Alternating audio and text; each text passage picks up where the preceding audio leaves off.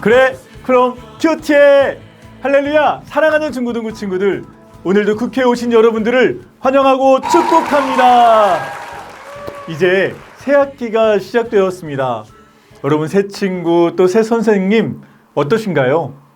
우리 말씀도 이 새로운 마음으로 우리 다시 우리 큐티 시작하길 원합니다. 자, 그럼 다 같이 기도하시고 오늘의 국큐 시작하겠습니다. 사랑과 은혜가 풍성하신 하나님, 오늘도 변함없이 이 귀한 말씀의 자리에 우리를 인도하여 주심에 감사합니다. 말씀을 읽고 듣고 깨닫고 또 살아내는 은혜 더하여 주시옵소서. 예수님의 이름으로 기도합니다. 아멘.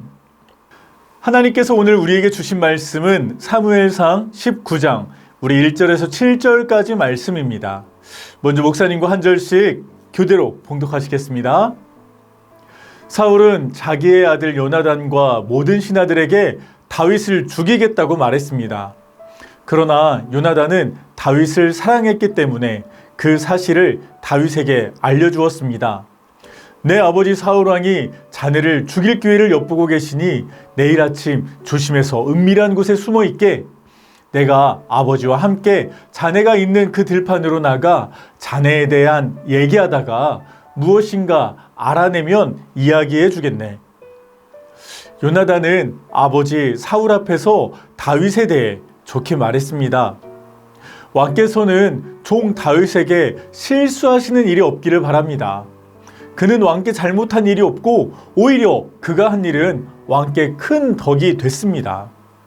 그는 목숨을 걸고 그 블레셋 장수를 죽였습니다. 그래서 여호와께서 온 이스라엘에 큰 승리를 주신 것입니다. 왕께서도 그것을 보셨고 또 기뻐하셨습니다. 그런데 왜 아무 이유도 없이 다윗처럼 죄 없는 사람을 죽여 죄를 지으려고 하십니까? 사울이 요나단의 말을 듣고 이렇게 맹세했습니다. 여호와께서 살아계심으로 맹세하마 내가 다윗을 절대로 죽이지 않겠다. 그러자 요나단은 다윗을 불러 그 모든 일에 대해 말해주고 다윗을 사울에게 데려갔습니다. 다윗은 전처럼 사울을 섬기게 됐습니다.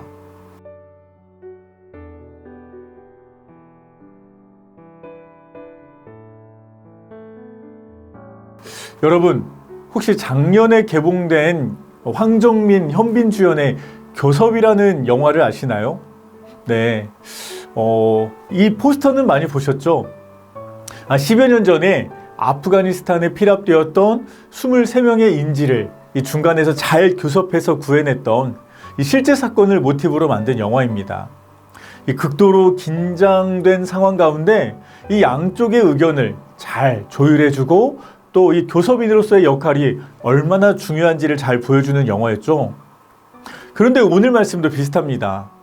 이 사울의 아들이자 이 다윗의 친구였던 이 요나단이 첨예하게 대립하고 있던 이 둘 사이를 잘 이어주는 이 교섭의 역할을 했기 때문입니다. 사울은 이스라엘의 왕이었습니다. 가장 첫 번째 왕이었죠. 사람들의 기대도 컸고 사울 또한 그에 부응해서 잘하고 싶었을 것입니다. 그런데 어느 날 혜성같이 나타난 한 친구가 있으니 그가 바로 이 거대한 골리앗을 무너뜨리고 이 이스라엘의 영웅이 된 다윗이었습니다. 이후로 이 다윗과 사울의 위치가 바뀌었습니다. 사람들은 사울은 천천히요 다윗은 만만이로다 노래를 부르면서 왕인 사울보다 이 시골 양치기였던 다윗을 더 사랑하게 된 것이죠. 그로 인해 사울왕은 이 질투심을 이기지 못하고 이 요나단과 모든 신하들에게 다윗을 죽이겠다 말한 것입니다. 하지만 이 사울의 아들 요나단은 아버지와는 조금 달랐습니다. 다윗에게 아무 죄가 없다는 것을 누구보다도 잘 알고 있었기 때문이죠. 그래서 그 사실을 다윗에게 알려주고 은밀한 곳에 숨어 있게 했습니다. 그뿐 아니라 요나단은 이 아버지 사울 앞에서 다윗에 대해 좋게 말했습니다.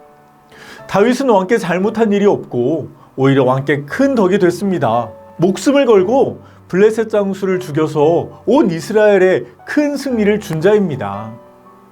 그런데 그 말이 사울왕에게 통했습니다. 그리하여 사울 왕은 다윗을 절대로 죽이지 않겠다 여호와 하나님께 맹세까지 한 것입니다. 이 요나단의 지혜로 이 사람의 마음을 담은 이 간절한 설득으로 다윗에게는 소중한 생명을 지켜주었고 아버지 사울에게는 죄를 짓지 않게 한 것입니다. 할렐루야! 오늘 말씀을 통해 보여주신 하나님은 어떤 하나님이실까요? 하나님은 우리가 중간자로서 이 역할을 하기를 원하시는 하나님이십니다. 하나님께서는 우리에게 먼저 은혜의 마음을 주셨고요. 사랑의 마음을 주셨습니다. 그런데 아직 그 마음을 알지 못하는 자들, 그 사랑을 경험하지 못한 자들, 그들에게 우리가 중간자로서 하나님의 마음, 그 하나님의 사랑을 전해주길 원하시는 것이죠. 그래서 우리는 아직 우리 주변에 하나님을 모르는 자들에게 그 하나님의 사랑의 마음으로 대해야 합니다. 그들에게 하나님의 마음을 전해야 하고요. 하나님께서 그들을 얼마나 사랑하시는지, 얼마나 기뻐하시는지 그들에게 깨닫게 해야 합니다. 그러한 중간자로서의 역할을 하는 이번 한 주간이 되기를 간절히 소망합니다. 우리 함께 기도하시겠습니다. 하나님, 먼저 우리에게 은혜 주셔서 감사합니다. 우리가 하나님의 사랑을 먼저 알고 깨달은 자로서 그렇지 않은 자들에게 그 사랑의 마음을 전하는 은혜 있는 자 되게 하여 주시옵소서. 전달자 되게 하여 주시옵소서. 예수님의 이름으로 기도합니다. 아멘.